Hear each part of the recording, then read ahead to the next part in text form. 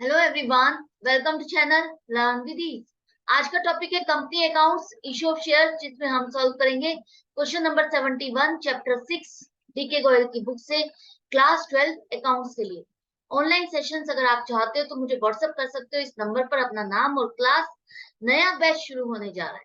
Interested हो तो जल्दी से अपना नाम और क्लास मुझे इस नंबर पर सेंड कर दो ताकि मैं आपकी सीट बुक कर दूं। आप मुझे फॉलो कर सकते हो, learn with is official Telegram channel है जहां पर आप अपने डाउट्स और कमेंट्स लिख करके भेज सकते हो। तो अब यहाँ पर एक कंपनी है एक्स लिमिटेड जिसने 40,000 शेयर्स पब्लिक को इश्यू किए हैं। 40,000 शेयर्स के लिए एप्लीकेशन इनवाइट की है कि लोग उसके 40,000 शेयर्स खरीद सकते हैं। 10 रुपए का एक शेयर है। 10 रुपए का एक शेयर मतलब कि फेस वैल्यू कितनी है? 10 रुपए। 5% प्रीमियम। तो 5% प्रीमियम कितना बनेगा 10 रुपए पे? 50 पैसे। 50 पैसे प्रीमियम ले रही है, तो इसका मतलब ये एक शेयर पब्लिक को अगर खरीदना है तो कितना देना होगा? 10 रुपए 50 पैसे। एप्लीकेशन पर 3 रुपए, अलॉटमेंट पर इंक्लूडिंग प्रीमियम है आपका 3.5 रुपए, और बाकी का पैसा फर्स्ट एंड फाइनल कॉल पर लिया जाएगा। तो इस तरह से 3 इंस्टॉलमेंट में आपको 10.5 रुपए की पेमेंट करनी है। कंपनी को 90,000 एप्लीकेशन होंगे। 90,000 शेयर्स खरीदने को तैयार है लोग, लेकिन कंपनी कितने अलॉट कर सकती है? जितने उसने इशू किए हैं सिर्फ उतने शेयर्स ही वो अलॉट कर सकती है, मतलब कि 40,000। बाकी का पैसे का क्या करेगी कंपनी? कंपनी ने प्रो रेटा बेस पर अलॉटमेंट करा, मतलब कि 90,000 एप्लीकेशन रख करके 40,000 शेयर्स अलॉट किए। 50,000 एप्लीकेशन का जो एक्सेस पैसा कंपनी रख रही है उसको वो कहाँ एडजस्ट करेगी? वो करेगी सिर्फ और सिर्फ जो नेक्स्ट इंस्टॉलमेंट अलॉटमेंट की है उसमें एडजस्ट करेगी। कितना पैसा अलॉटमेंट के लिए चाहिए वो आप चेक करोगे, और उसके बाद अगर कोई और एक्सेस पैसा बचा हुआ है वो कंपनी रिफंड कर देगी, पब्लिक को वापस करेगी। यहाँ पर एक शेयर होल्डर है जिसने 4500 शेयर के लिए अप्लाई किया था, अलॉट नहीं किया, अप्लाई किया था। उसने कॉल मनी पे नहीं की, उसके शेयर्स को फॉरफिट कर दिया। आपको जर्नल एंट्रीज बनानी है, साथ के साथ बैलेंस शीट में आप इसको कैसे शो करोगे ये भी आपको बताना है। तो सबसे पहले जर्नल एंट्री आपकी क्या बनेगी? बैंक वाली बनेगी, क्योंकि बैंक में आपकी एप्लीकेशंस जमा होंगी, बैंक में एप्लीकेशंस के साथ पैसा जमा होगा, जिससे आपको पता चलेगा कि कंपनी को कितनी एप्लीकेशंस रिसीव हो रही है, कौन खरीदना चाहता है, कितने शेयर खरीदना चाहता है। तो इस तरह से आपकी फर्स्ट एंट्री बनेगी bank account debit 90,000 multiplied by 3 रुपए एप्लीकेशन पर, तो 2,70,000 आपके पास आ।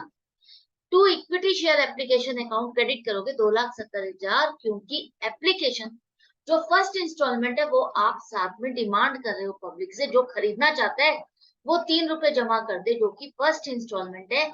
आप जो प्रोडक्ट सेल कर रहे हो, शेयर, अपना शेयर बेच रहे हो, उसकी फर्स्ट इंस्टॉलमेंट आप साथ में मांग रहे हो। जो खरीदना चाहता है, जो खरीदना चाहता है वो अपनी फर्स्ट इंस्टॉलमेंट की पेमेंट कर। 2,70,000 रुपए आपको एप्लीकेशन का पैसा मिला है। तो जब एप्लीकेशन पर आपको पैसा मिलता है, वो सारा का सारा पैसा आपका शेयर कैपिटल से रिलेटेड नहीं होता, क्योंकि आपको एप्लीकेशन ज्यादा मिलती है। अगर ज्यादा मिली है, ओवर सब्सक्राइब हो गया आपका इशू, तो यहाँ पर जो ओवर सब्सक्राइब इशू है और पैसा आपने रखा है, कंपनी ने पब्लिक को रिफंड नहीं किया, तो वो पैसा आपको एडजस्ट करना होता है, रिलेटेड अकाउंट में ट्रांसफर करना है। कैसे? देखो, यहाँ पर आपके पास 2,70,000 रुपए। 2,70,000 में से आप 40,000 शेयर ही इशू कर रहे, तो 40,000 शेयर का ही तो एप्लीकेशन मनी आप रखोगे। फर्स्ट इंस्टॉलमेंट आपकी क्या बनेगी? 1,20,000। वही आपका शेयर एप्लीकेशन मनी है। बाकी का पैसा तो एक्स्ट्रा पैसा आ गया आपके पास 1.5 लाख रुपए। ये जो पब्लिक का पैसा आपने रख लिया है उसको आप कहाँ एडजस्ट करने वाले हो? Next installment. सिर्फ कहा है? सिर्फ और सिर्फ अलॉटमेंट के लिए आप एडजस्ट करोगे। तो अब आपको देखना है अलॉटमेंट के लिए अब आपको कितना पैसा चाहिए। 40,000 शेयर पर 3.5 रुपए के हिसाब से आपका बनता है 1,40,000। ये पूरा का पूरा आपका अलॉटमेंट का पैसा भी पब्लिक से आ गया। जिनको आप शेयर्स अलॉट करने वाले हो उनका एप्लीकेशन और अलॉटमेंट दोनों पैसा आपको मिल चुका है। मिलने के बाद भी 10,000 रुपए फिर भी बच रहे हैं। अब ये 10,000 रुपए कंपनी क्या करेगी? 10,000 रुपए कंपनी रिफंड करेगी, लोगों का वापस करेगी जिनका पैसा आपके पास एक्स्ट्रा आया हुआ है, तो ये पैसा उनको रिफंड किया जाएगा। तो एंट्री क्या बनेगी? देखो, 2,70,000 रुपए एप्लीकेशन अकाउंट को अब आप डेबिट कर दो। यहाँ आपने क्रेडिट किया और यहाँ अब आप डेबिट कर रहे हो, ये दोनों डेबिट और क्रेडिट होकर के अकाउंट क्लोज हो जाएगा। यहाँ से पैसा अब आप रिलेटेड अकाउंट में ट्रांसफर करो। एप्लीकेशन अकाउंट का रोल खत्म, उसने पैसा रिसीव किया और यहाँ से पैसा जिस अकाउंट में ट्रांसफर होना है, अब वो आप उस अकाउंट में ट्रांसफर करते जाओगे। जैसे कि शेयर कैपिटल अकाउंट, आपका सिर्फ और सिर्फ 1,20,000 रुपए उसमें आप ट्रांसफर करोगे। शेयर बेच रहे हो, शेयर बेच के जो भी पैसा आपको मिल रहा है वो आपका शेयर कैपिटल कहलाता है। और शेयर कैपिटल की फर्स्ट इंस्टॉलमेंट एप्लीकेशन का पैसा आपको मिल गया तो उसी अकाउंट में आप ट्रांसफर करोगे शेयर कैपिटल में। उसके बाद आपको इक्विटी शेयर अलॉटमेंट का पैसा भी मिल गया, तो वो एक तरह से आपको एडवांस मिला है। अभी आपने डिमांड नहीं की है लेकिन एडवांस मिल गया, तो आप उसे भी इक्विटी शेयर अलॉटमेंट अकाउंट में क्रेडिट कर दो। ये मान के चलो कि ये आपको पैसा एडवांस मिला है, किसके लिए? अलॉटमेंट के लिए। तो अलॉटमेंट अकाउंट में आप डाल दो। जैसे कि आपको जब भी कोई किसी इंस्टॉलमेंट का पैसा मिलता है तो आप क्या एंट्री बनाते हो? Bank account debit to equity share allotment account to equity share first call account, यही करते हो ना। अब यहाँ पर पैसा मिल चुका है तो हम वही कर रहे हैं, इक्विटी शेयर अलॉटमेंट अकाउंट को ही क्रेडिट कर रहे हैं। जो पैसा मिल चुका है एक तरह से एडवांस है, और जो पैसा अब कंपनी को वापस करना है, यहाँ पर ये नहीं आएगा, इसको हटा दो। 60,000 मल्टीप्लाइड बाई 8, ये हटा दो, ये नहीं है। आपने सिर्फ कितना पैसा रिटर्न किया? 10,000 रुपए, जो यहाँ पर कैलकुलेशन है, इसको भूल जाओ, ये गलती से रह गया है, इसको भूल जाओ। तो 10,000 रुपए अब आपने रिफंड किया पब्लिक को, तो टू बैंक अकाउंट रिफंड हो गया। एप्लीकेशन का पैसा आपने सारा ट्रांसफर कर दिया। अब यहाँ पर आपको नेक्स्ट इंस्टॉलमेंट अलॉटमेंट जो आप करने वाले हो उसकी ड्यू की एंट्री बनानी है। ड्यू की एंट्री कैसे बनेगी? आपको फाइनल हो गया है कि कितने शेयर्स आपने बेच दिए, क्या कौन शेयर्स खरीदने वाला है, किसको शेयर्स अलॉट करने हैं, और अब सेकेंड इंस्टॉलमेंट जो आप 3.5 रुपए के हिसाब से डिमांड करोगे तो वो पैसा किससे आएगा और कितना आएगा, वो आपको ड्यू बनाना है। इक्विटी शेयर अलॉटमेंट अकाउंट आप डेबिट करोगे, नई इंस्टॉलमेंट नया अकाउंट खुलेगा, और इस बार आपको 40,000 शेयर्स पर 3.5 रुपए के हिसाब से 1,40,000 रुपए मिलने चाहिए पब्लिक से। ये आपने ड्यू की एंट्री बना ली कि हाँ मुझे इतना पैसा इकट्ठा करना है इस इंस्टॉलमेंट, और ये पैसा आपका प्रीमियम के साथ है। तो 3 रुपए आपका शेयर कैपिटल है, तो 3 रुपए के हिसाब से 1,20,000 तो शेयर कैपिटल अकाउंट में ट्रांसफर करो, और 50 पैसे जो आपको प्रीमियम मिल रहा है, प्रीमियम आप इकट्ठा कर रहे हो, वो आप सिक्योरिटीज प्रीमियम अकाउंट में डालोगे, उस अकाउंट को खोलोगे, उस अकाउंट में क्रेडिट करोगे 20,000। क्लियर है? समझ में आ गया अच्छे से? अब यहाँ पर देखो, जब हम कोई इंस्टॉलमेंट की ड्यू की एंट्री बनाते हैं, उसके बाद जब पैसा मिलता है तो हम एंट्री बनाते हैं bank account debit to equity share allotment account, यही करते हैं ना। लेकिन यहाँ पर हमें वो bank account to equity share allotment account वाली एंट्री करने की जरूरत नहीं है, क्योंकि ऑलरेडी आपके पास पूरा पैसा 1,40,000 आ चुका है। इक्विटी शेयर अलॉटमेंट अकाउंट आपका क्रेडिट हो चुका है, यहाँ डेबिट हुआ, यहाँ क्रेडिट हुआ, ये अकाउंट आपका क्लोज हो गया। ये पैसा आप ऑलरेडी जिस अकाउंट का था उसमें ट्रांसफर कर चुके हो, पूरा पैसा मिल चुका है। तो जब आपके पास पूरा पैसा आ चुका है, दोबारा से बैंक की एंट्री आपको नहीं कर। क्लियर? ये एक नया पॉइंट था इस क्वेश्चन में सीखने के लिए। दूसरा पॉइंट आपने क्या सीखा? जो एक्सेस पैसा था अलॉटमेंट में एडजस्ट करने के बाद वो आपने रिफंड कर दिया। अब तीसरा पॉइंट, अब आपको क्या करना है, यहाँ पर फर्स्ट कॉल वो निकालनी है, फर्स्ट कॉल ड्यू की एंट्री बना। तो यहाँ पर 10 रुपए का एक शेयर है, 10 रुपए पर 50 पैसे आपने प्रीमियम डिमांड किया, तो 10.5 रुपए हो गए। 10.5 में से 6.5 रुपए आप डिमांड कर चुके हो विद प्रीमियम, तो बाकी का पैसा कितना बचा? 10.5 में से 6.5 हटा दो, 4 रुपए, जो कि आपको फर्स्ट एंड फाइनल कॉल पे डिमांड करनी है। तो 4 रुपए अगर आपको डिमांड करनी है तो वो पैसा कितना बनेगा? 40,000 शेयर्स पर नया अकाउंट खोलो, equity share first and final call account करोगे। फाइनल कॉल लिखो या फर्स्ट एंड फाइनल कॉल लिखो, ये जरूरी है। First and final call account लिखो डेबिट 1,60,000। ये पैसा आपको मिलना है पब्लिक से, ड्यू है कि इतना पैसा मिलना चाहिए। 40,000 शेयर्स आपने बेचे हैं, पब्लिक ने खरीदे हैं, तो फाइनल कॉल पर इतना पैसा पब्लिक से मिलेगा, जो कि शेयर कैपिटल अकाउंट से रिलेटेड है, आपने उसमें ट्रांसफर कर दिया। यहाँ पर फर्स्ट एंड फाइनल कॉल आएगा। अब यहाँ पर एक शेयर होल्डर है जिसने 4500 शेयर्स के लिए अप्लाई किया था, उसने कॉल का पैसा नहीं दिया। कॉल का पैसा नहीं दिया तो अब आपको चेक करना होगा, इसने अप्लाई 4500 शेयर्स के लिए किया है, तो इसको शेयर्स कितने अलॉट हुए वो आपको कैलकुलेशन करनी होगी। तो कैलकुलेशन करने के लिए यहाँ देखो, 90,000 एप्लीकेशन पर आपने 40,000 शेयर अलॉट किए, तो 4500 एप्लीकेशन पर कितने शेयर अलॉट किए होंगे? कौन सा नंबर मिसिंग है? अलॉटमेंट वाला। अलॉटमेंट वाला मिसिंग है, तो यही वाला साइड का नंबर आप ऊपर लिखो, 40,000 अपॉन 90,000 मल्टीप्लाइड बाय 4,500, तो 2,000 शेयर्स अलॉटेड, उसको 2,000 शेयर्स अलॉट किए गए। 4500 के एप्लीकेशन पर 2,000 शेयर अलॉट किए गए। हमने ये नंबर क्यों निकाला? क्योंकि 2,000 शेयर्स पर ही उसको कॉल मनी देनी थी, जो कि उसने नहीं दी। बाकी आपको कोई और कैलकुलेशन करने की जरूरत नहीं है कि उसने एप्लीकेशन कितनी दी, उस एप्लीकेशन पर कितना पैसा आया, हमने अलॉटमेंट पे क्या एडजस्ट किया, कुछ भी नहीं करना। अलॉटमेंट तक की कहानी आपकी पूरी हो चुकी, जहां तक उसका पूरा पैसा आपको रिसीव हो चुका है। आगे जो कॉल मनी है वो आपको नहीं मिली, और वो आपने कोई उसका एक्सेस पैसा एडजस्ट भी नहीं किया। तो 2,000 पर सिंपली उससे आपको जो 8,000 रुपए मिलने थे वो उसने पेमेंट नहीं किए। 1,60,000 में से 8,000 नहीं मिले, बाकी 1,52,000 रुपए आपको मिले हैं।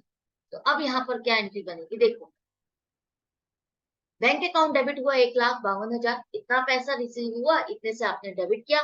फर्स्ट कॉल पर आपका equity share first call, first and final call account पर क्रेडिट भी इतनी ही अमाउंट से करोगे, 1,52,000।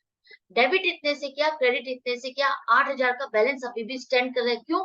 क्योंकि 2,000 पर आपको पेमेंट नहीं मिली, जो कि आपने यहाँ पर ड्यू दिखाई। अब कंपनी ने 2,000 शेयर्स पर जो आपको पेमेंट नहीं मिली, तो उसके शेयर्स को फॉरफिट कर दिया। फॉरफिट कर दिया मतलब कि उसके शेयर्स को कैंसिल कर दिया, ना तो उसको शेयर्स अलॉट किए जाएंगे, ना ही उसका पैसा रिफंड किया जाएगा, उसका पैसा कंपनी रख ले। तो अब एंट्री क्या बनेगी? फॉरफीचर। फॉरफीचर की एंट्री बनेगी आपकी, देखो, 2,000 शेयर्स फॉरफिट कब किए? जब फाइनल कॉल डिमांड कर चुकी है। फाइनल कॉल मतलब 10 रुपए पूरे कंपनी डिमांड कर चुकी है, तो 10 रुपए के हिसाब से आपकी शेयर कैपिटल क्रेडिट हो चुकी है। आपको लग रहा था 2,000 शेयर्स पर 10 रुपए आपके आ जाएंगे, शेयर कैपिटल आपने क्रेडिट की।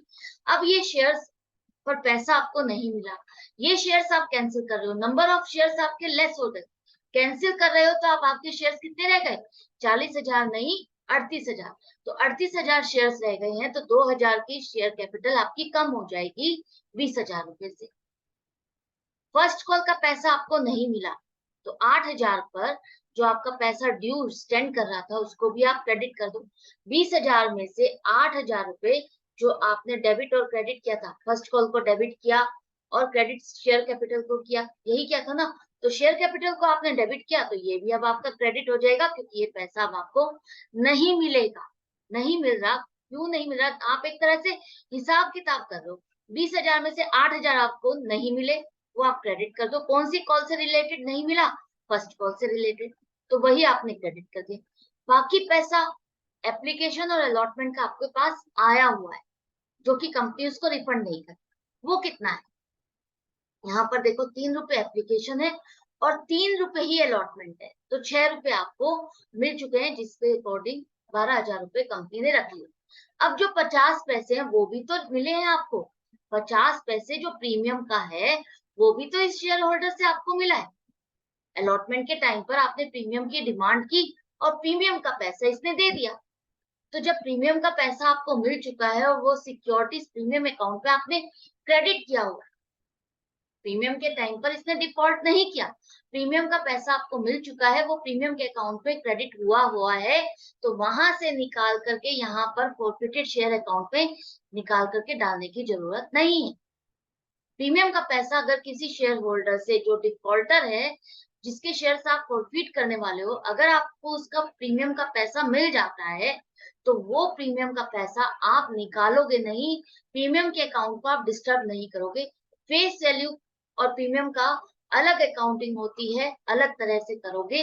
तो प्रीमियम का पैसा अगर मिल चुका है तो उसको वहीं पर रहने दो, प्रीमियम के लिए वो डिफॉल्ट नहीं है, फेस वैल्यू में डिफॉल्ट है, जो कि आगे का पैसा उससे नहीं मिला वही आप उसका फॉरफिट करो। क्लियर है? अच्छे से समझ में आ गया? प्रीमियम का पैसा सिक्योरिटीज प्रीमियम अकाउंट में रहेगा, बाकी का 6 रुपए आप फॉरफिटेड शेयर अकाउंट में डालोगे 12,000। ये एक तरह से कंपनी की इनकम है। इनकम तो प्रीमियम का पैसा भी है, लेकिन वो प्रीमियम अकाउंट में ही रहेगा। प्रीमियम का पूरा पैसा आपको 40,000 शेयर पर मिला है, तो 40,000 शेयर पर रहने दो। अब कंपनी ने फॉरफिट कर लिए। अब क्वेश्चन में कहा है कि आप इसे बैलेंस शीट पे कैसे शो करोगे। तो बैलेंस शीट में आपके पास ऑथराइज्ड कैपिटल नहीं है तो रहने दो। इश्यूड कैपिटल क्या आ जाएगी, 40,000 शेयर आपने इश्यू किए 10 रुपए के हिसाब से 4 लाख। सब्सक्राइब में अब आपको फुल्ली पेड कितना दिखाना है, फुल्ली पेड आपके 38,000 आएंगे। 2,000 शेयर्स तो आपने फॉरफिट कर दिए ना, 2,000 शेयर्स तो आपने फॉरफिट कर दिए, कैंसिल कर दिए, वो अलॉट ही नहीं किए। तो 38,000 शेयर्स बचे जिनको आपने अलॉट किया। तो 38,000 शेयर्स पर आपको पूरी पेमेंट मिली है। तो subscribe and fully paid up capital के कैटेगरी में आएगा आपका 3,80,000। और जो फॉरफिटेड शेयर अकाउंट का बैलेंस है 12,000 रुपए, जो आपने पहले वाले शेयर होल्डर का पैसा रखा हुआ है, वो यहाँ पर फॉरफिटेड शेयर अकाउंट का बैलेंस आएगा 12,000। टोटल हो गया 3,92,000, जो कि शेयर कैपिटल का बैलेंस आप शो करोगे मेन बैलेंस शीट वाले कॉलम। आपका रिजर्व एंड सरप्लस में सिक्योरिटीज प्रीमियम 20,000 रुपए जो आपको मिल चुका है, 40,000 शेयर्स पर आपने 20,000 से क्रेडिट किया है, वो पूरा का पूरा 20,000 आप शो करो। अब यहाँ पर आ जाओ बैलेंस शीट का जो मेन पेज है। नोट्स टू अकाउंट आपका एक तरह से उसका पार्ट है। फर्स्ट पेज बैलेंस शीट का आपका ये होता है। तो पहला पेज आप ये बनाओगे और उसके बाद नोट्स टू अकाउंट बनाओगे। लेकिन हम अपनी कैलकुलेशन स्टार्ट कहाँ से करेंगे, नोट्स टू अकाउंट से, ताकि आप वहां से फिगर उठा करके यहाँ लिखोगे। शेयर कैपिटल की फिगर 3,92,000 शेयर कैपिटल वाले कॉलम में लिखो, और रिजर्व एंड सरप्लस 20,000 रुपए यहाँ पर आएगा। फॉर्मेट अच्छे से समझ लोगे तो क्वेश्चन आपको बिल्कुल भी डिफिकल्ट नहीं लगेगा। आई होप आपको अच्छे से समझ में आ गया। मिलती हूँ नेक्स्ट वीडियो में नेक्स्ट क्वेश्चन के साथ, लेकिन आपको अपनी प्रैक्टिस जारी रखनी है। अगर और भी लर्निंग करनी है, अच्छे से समझना है, तो चैनल को तो सब्सक्राइब करना बनता ही है।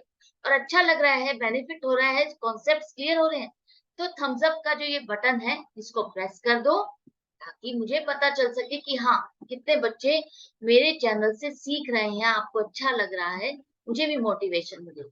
और ज्यादा से ज्यादा फ्रेंड्स में शेयर करोगे तो उनको भी बेनिफिट होगा। Goodbye and take care.